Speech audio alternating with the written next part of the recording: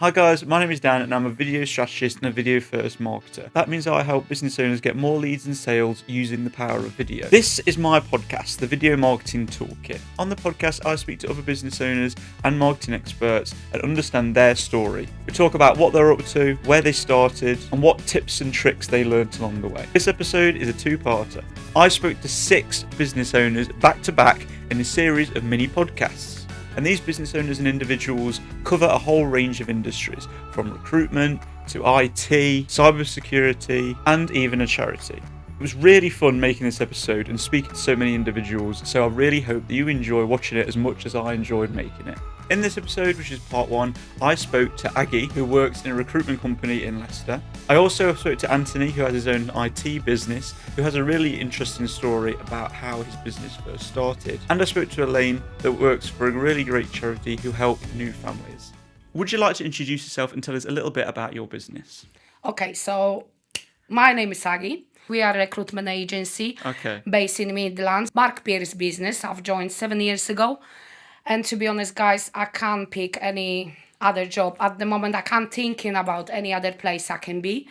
Lovely place of work, family-run business, I would call that.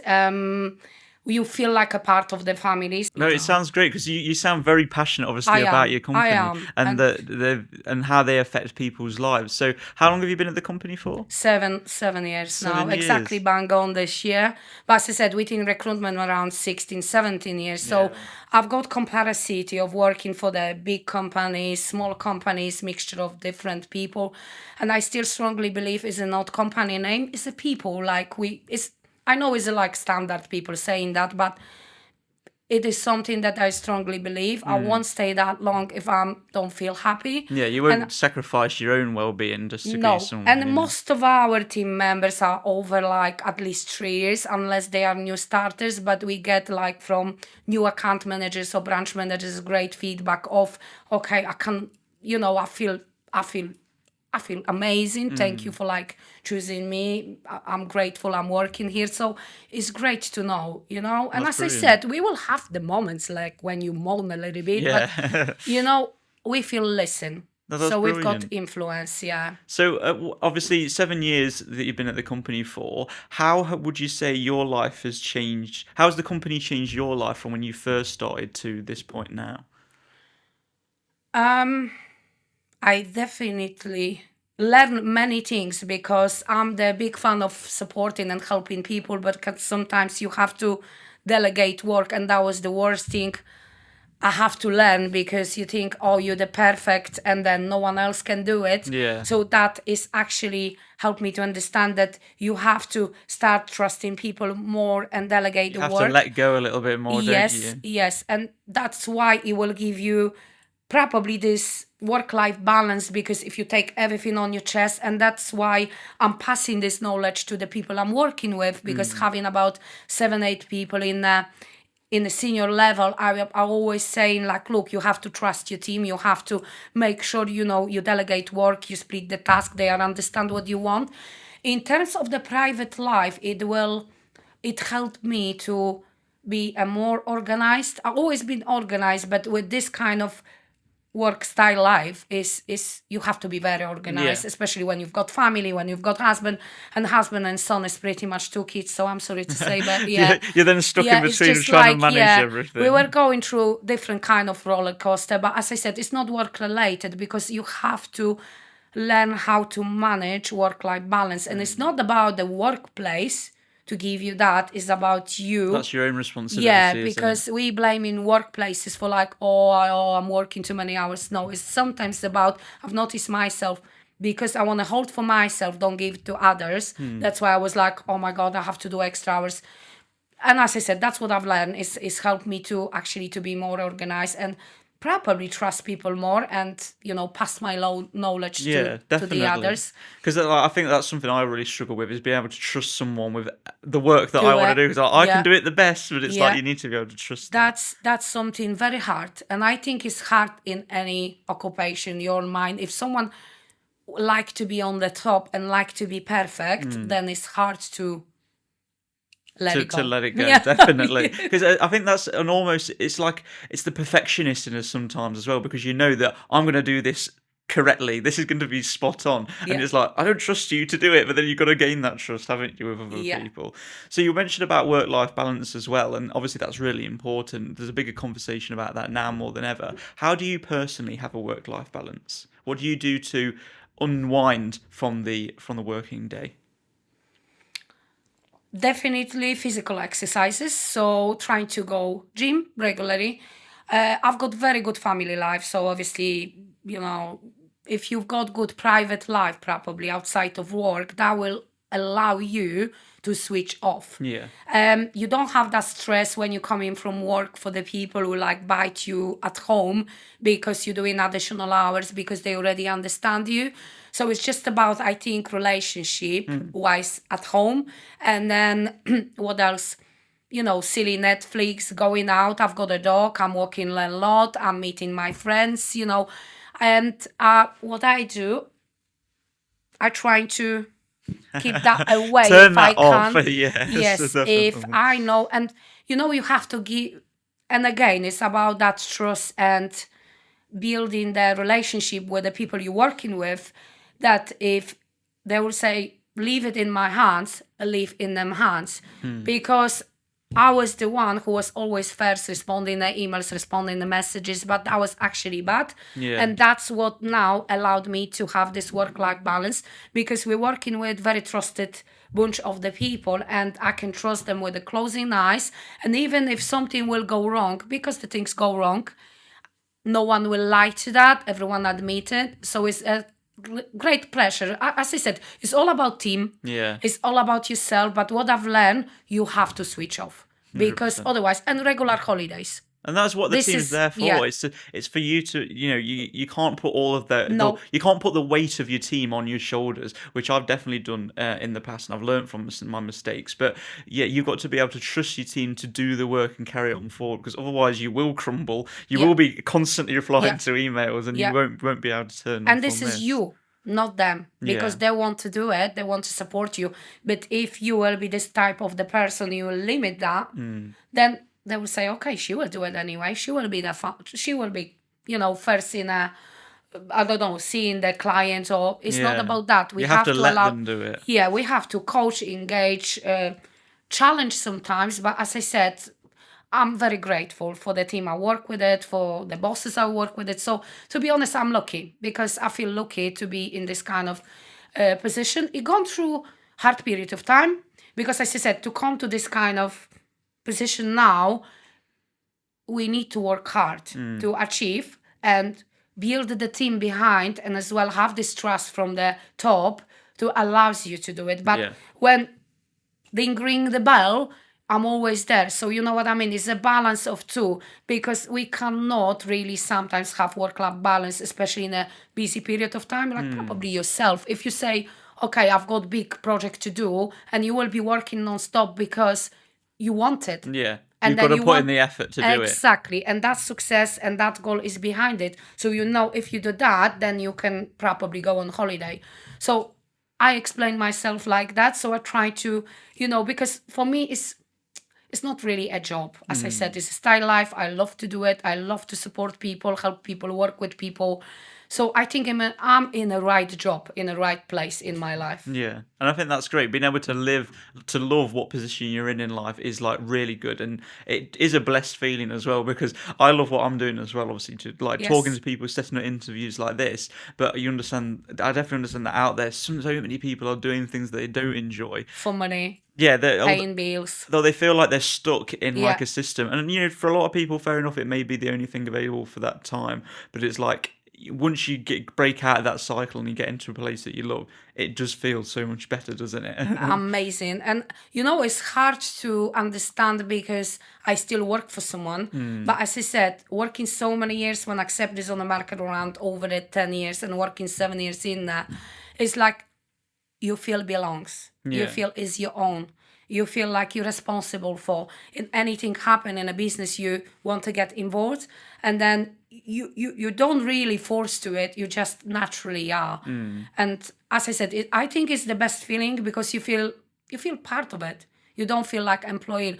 And then I think that is the whole purpose of our owner. Don't feel like employee, feel like a part of it. Yeah.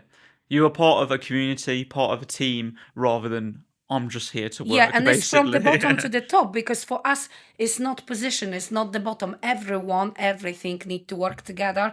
So we've got administrator, which everyone is known by name, everyone feel unique, special, valued. So as I said, you will have the days when you will go, okay, why is, but Why am I doing this? and then we have to go through the changes. We growing, we need to implement this and that. So people will challenge you.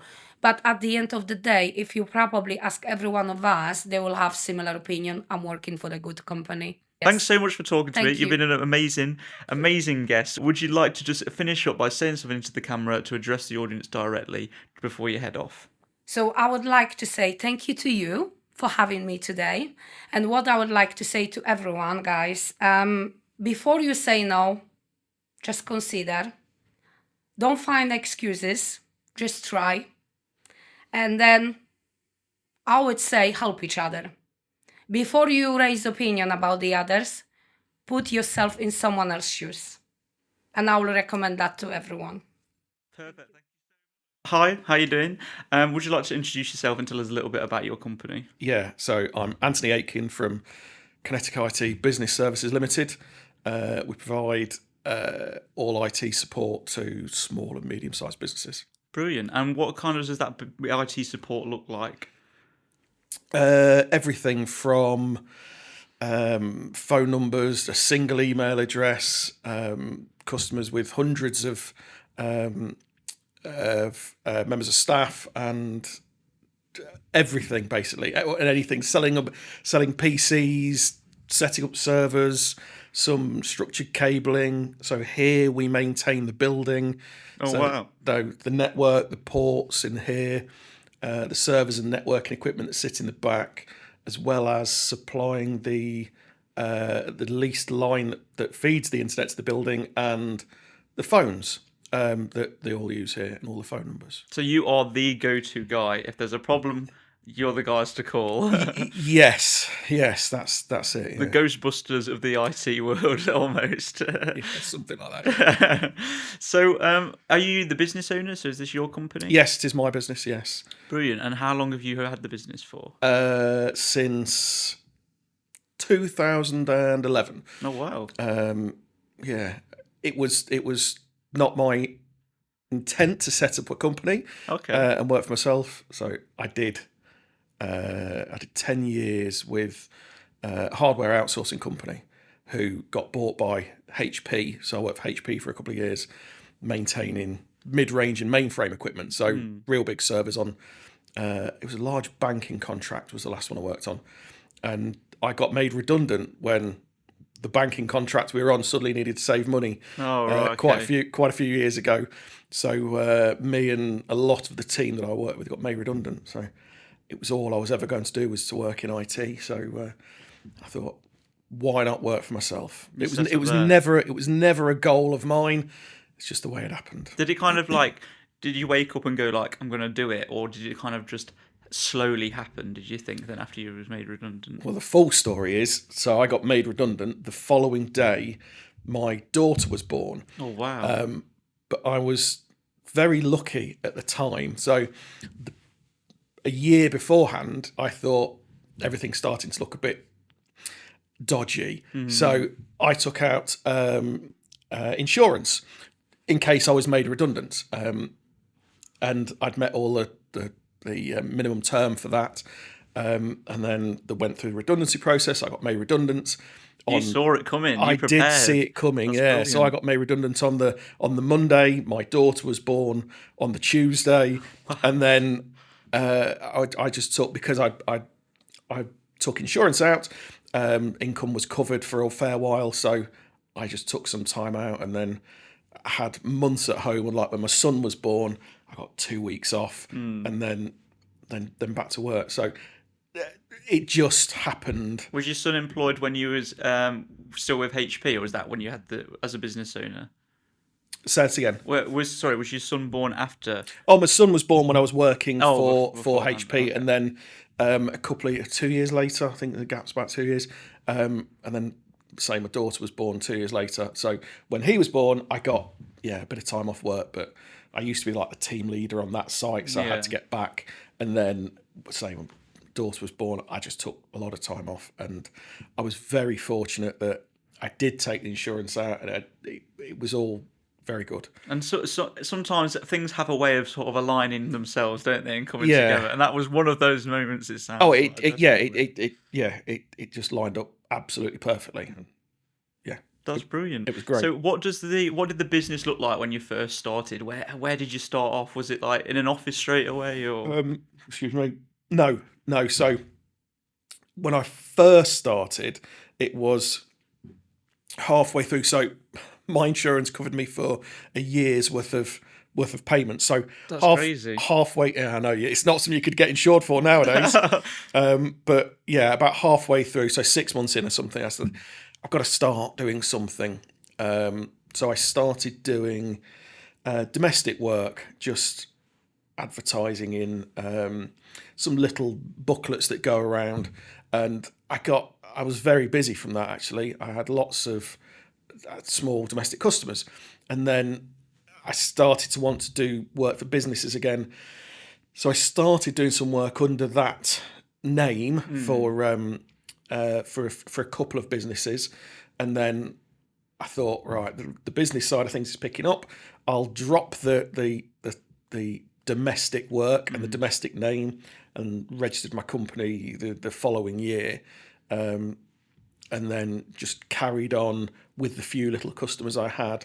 Then I was very, very fortunate again that the charity that runs or owns this building approached me to do some work, and then to do all the work here. So that helped me a year after I'd started as well. Oh, brilliant. So that was very well timed, and I think that was 2012 that I came in here on my own, and then have grown here with a member of staff or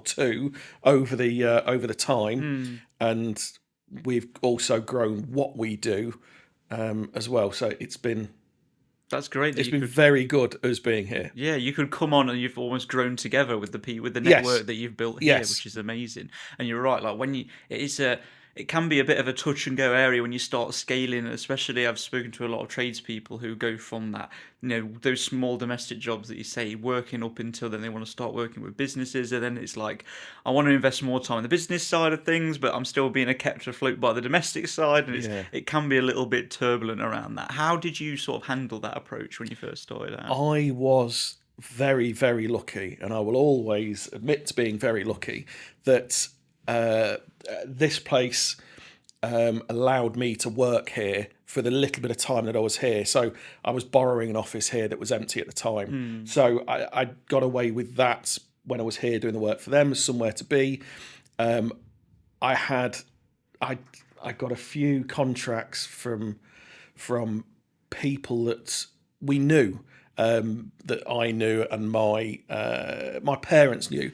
So they sent all their business my way, which that really helped, and was still supporting all of those, I think, that got me going. And then I was able to move in here, and it's what's the phrase? Is it a symbiotic relationship or symbiote?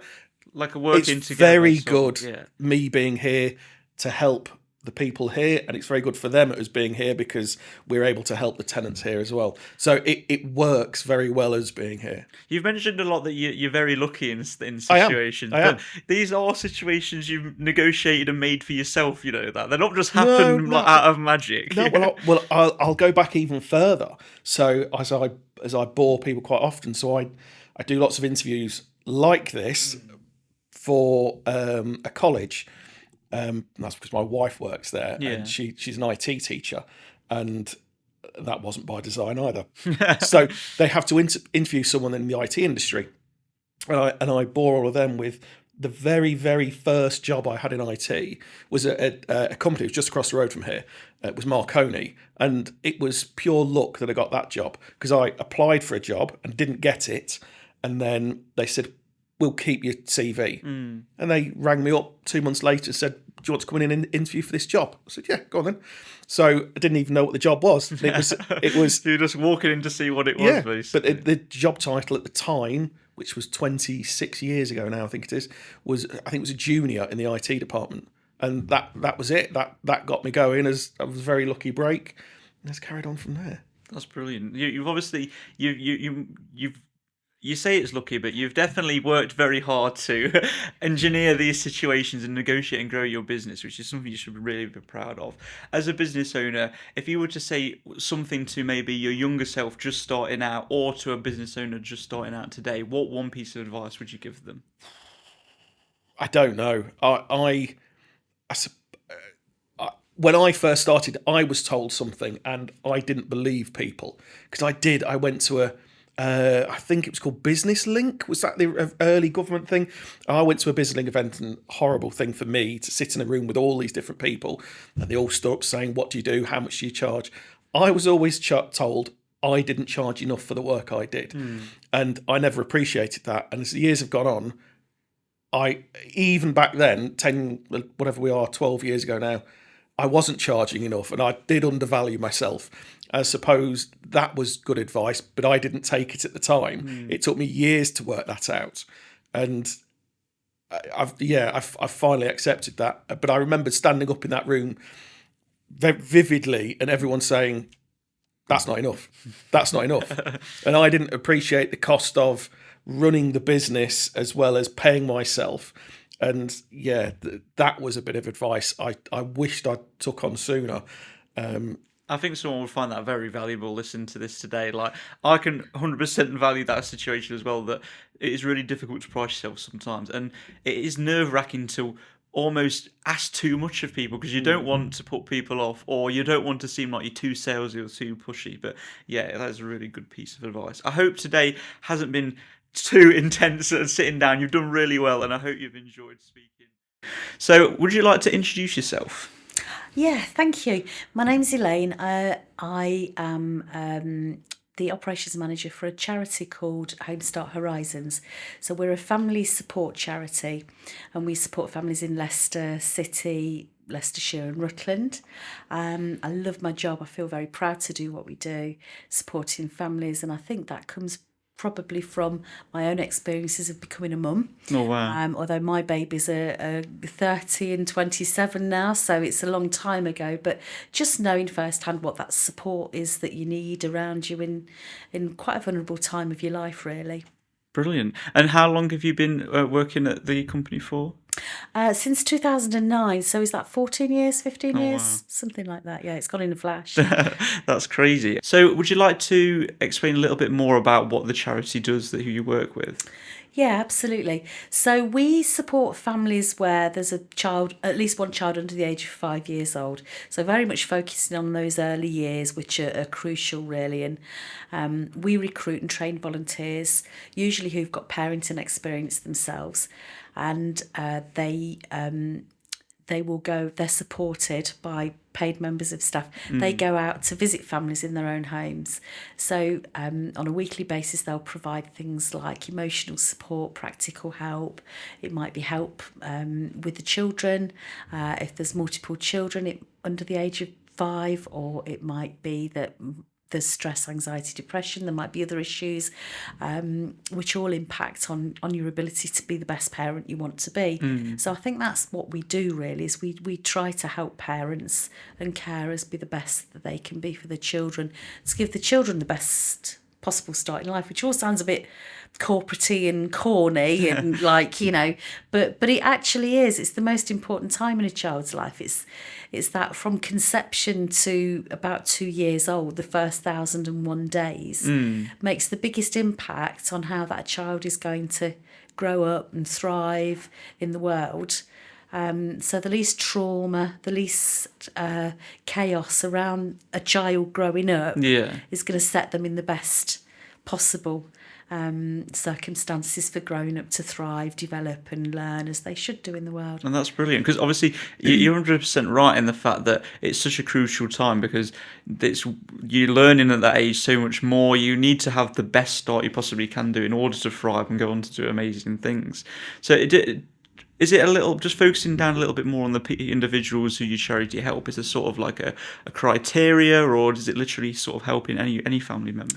As long as we've got the capacity to take them and they live in our geographical area and they've got a child under the age of 5 years old.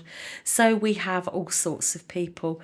I think what they have in common is that they are in some way socially isolated. So they find it difficult to go out and make friends, build up their own support network. When I had my children, I'd got my mum and my dad, and that was my support, to help me.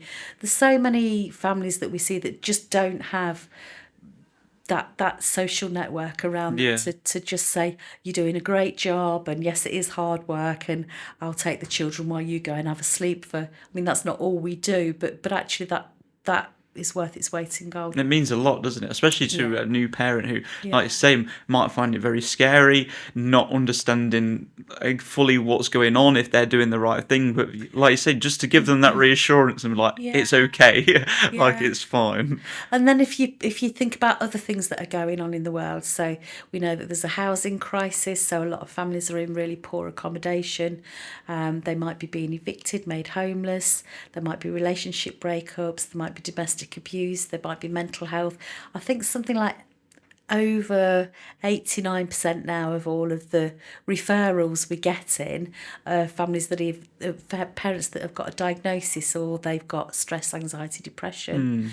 We run a special programme for mums who've got postnatal illness as well, which massively impacts on how they can cope in that first year of a baby's life, really. And feeling like that they're a good mum, that they're good parents. From doing that work, we've also now developed a dad's group, which we're really pleased to be running. Oh, wow, that's brilliant. And that's, something that we really hope is going to grow and grow. That's just in Leicester City. We've been lucky enough to get some funding from the City Council to be able to, so we've got a dad's group, Saturdads. I like that. Very catchy. Yeah. Saturdads. And then we've got a online workshop for new dads. That whole thing about that transition, really, and how it affects you, and how to be more involved with your children and to get stuck in, and how to have conversations with your partner and support each other, and looking after your own mental health, because we know that age group, particularly for men, is the they're most susceptible for suicide. Yeah, it's a vulnerable so time. It is a really vulnerable time. Yeah, so I hope that grows. I hope we get more dads coming along on Saturday mornings. Brilliant. And just touching back on the volunteer side of things, what is it that volunteers sort of do? What do people get involved with when they become a volunteer? So it could be the home visiting. So it could be being matched with a family, and befriending. Really, it's like. Yeah, it's a befriending peer support thing.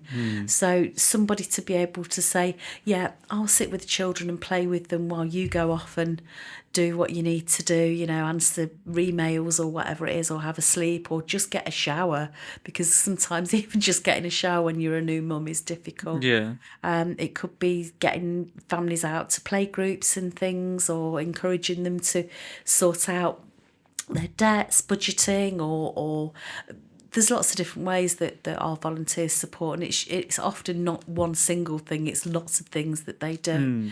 We've got groups, family support groups. We've got 8 of those across the city and in Rutland as well, and in the county. So we couldn't run those without volunteers, and they come along every week and help set up. Brilliant.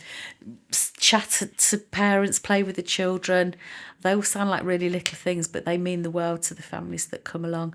And the MIMS as well, which is our postnatal illness support group.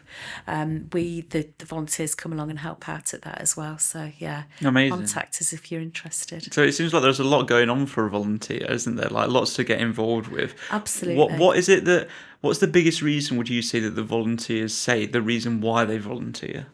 Oh, well, they all come to us and they say that it's all, the little children and they love little children, but they're just genuinely really caring people who I think they get such a lot from volunteering, and that's the connection with other people, building up that sort of network. And lots of our volunteers will finish supporting a family, but years later they still keep in touch with them. So there's that personal connection.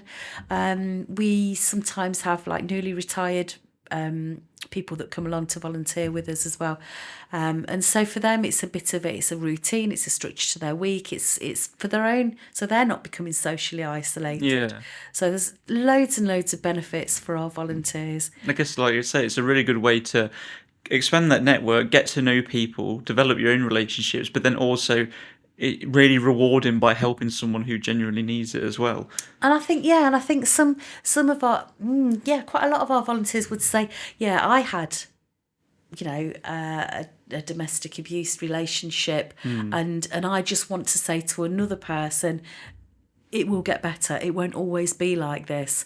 Or I've had postnatal illness, and actually I wished I'd have had some support at that time in my life, because when I look back at it, I really needed it and was too scared to say that I needed help. So there's a lot of different reasons why people do approach us, and we're looking for dads as well. We're looking for men. It's not all just the ladies; it's the dads as well. Yeah, we need some dads to come in, and we have got male volunteers. We've got 3 at the moment, and they do an amazing job. So working with mums who have been in an abusive relationship, and the children actually kind of emulate that behaviour, that the way that dad spoke to mum. So they provide like a positive role model for males. That's brilliant. And especially like sort of what you said about your own personal experience, like, and especially what some other volunteers want to do as well is pass on that experience that they've got onto someone else to help someone else. Like, that's valuable experience, really, isn't it? That you can really help someone else out with. Just sort of let me start that again, actually. just picking up on that, actually. I mean, I remember when I had my children, which is a long time ago. I'm an old lady now.